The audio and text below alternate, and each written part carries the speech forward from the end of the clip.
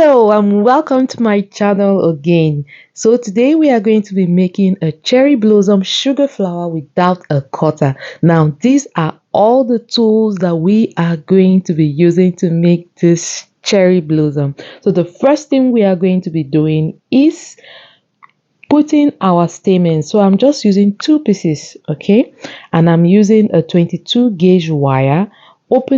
I've already made a hook to the wire already, so I'm just opening the hook so that I can put my stamens in between the hook and then close it up. Okay, that is the first step before we start any other thing.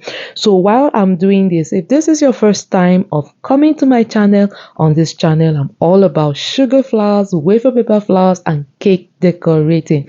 If this is something that you are interested in, then you should hit the subscribe button, click on the notification bell and drop a comment. We'll be so happy to hear from you.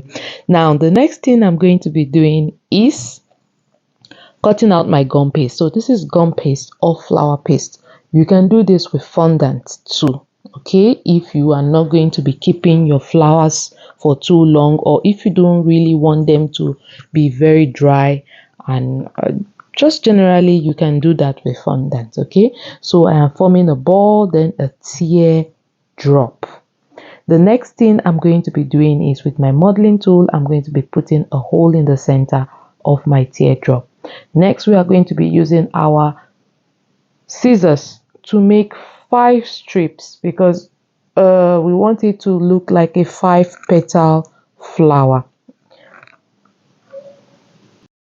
So with my finger, I am just stretching out each of the petals that we have cut so that it can be easy to frill them out individually. Now with my balling tool, I'm going to be frilling each of the petal in such a way that they each look like a love shape. So if you can frill this in, then you should do that so that you can see how I did it, because the cherry blossom leaves appear to look like little love shapes. Each leaf has that look, so that is exactly what I've done now. So I am just going to be I just made the bottom a little bit slimmer, and I will be cutting out the excess later.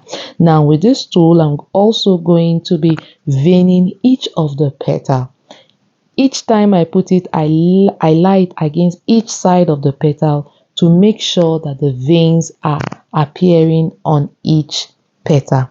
The next thing we are going to do is just insert our wire in and then turn it to the back side, cut out the excess, pinch it, make it slim and nice, and then we put it upside down to dry.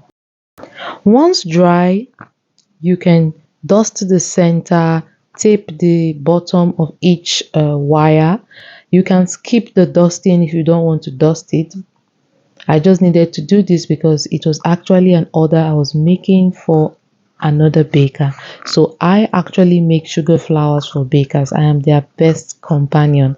I make sugar flowers for their wedding cakes, for their birthday cakes. All they have to do is send me pictures of what they need and we get them done. So if you would like to order some sugar flowers from me, you should send me a message and I'll sort you out.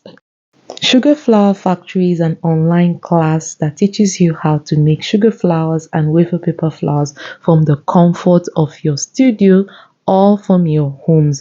I have the link in my description box below if you would like to take part in this class or join this online class. All you just have to do is click on the link and make payment and you will be added to the class immediately. The class is going to be starting on the 18th of June 2024.